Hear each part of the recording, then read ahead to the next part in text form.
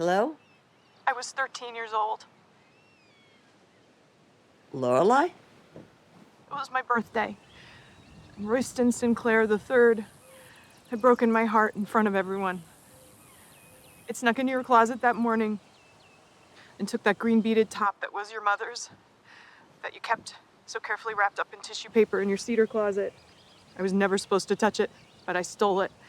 And I wore it to school with my chemin de fer sailor jeans, and I thought no one was as stylish as I was. But Royston laughed. He said I was cheap. He said the only reason he'd been my boyfriend was because he was mad at Angie Morgan and he wasn't anymore. He called me loud and weird. And he said there was a rumor going around that I wasn't actually a Gilmore, that I was the gardener's daughter and you'd bought me because you couldn't have children of your own. And I was crushed. And I ran out of class. And I ran out of school. And I went to the mall. And I was sitting in the food court, wishing I had some money to buy a pretzel, because I was starving. And I looked up, and there was Dad, standing in front of me at the mall.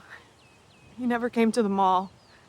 That day, he went to the mall, and he was furious. "Why aren't you in school?" he asked. "Tell me right now, Lorelai. Why aren't you in school?" And I tried to think of something, some lie, that would make sense. But I couldn't. All I could think was that yesterday I had a boyfriend who loved me, and today I didn't. And I started to cry. I just sat there like an idiot, bawling. And finally, after what seemed like forever, I managed to control myself a little bit, and I calmed down, and I waited.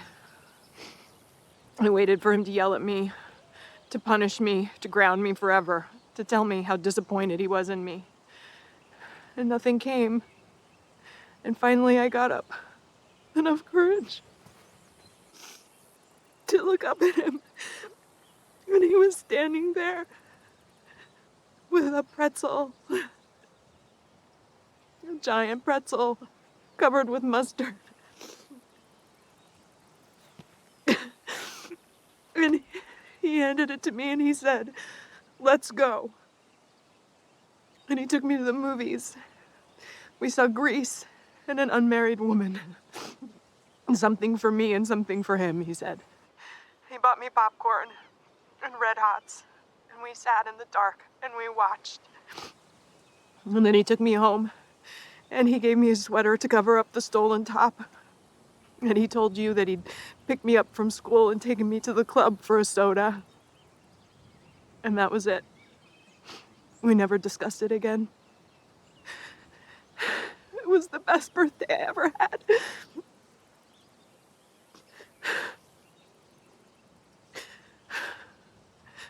I just thought you should know. Thank you, Lorelai. Bye, Mom.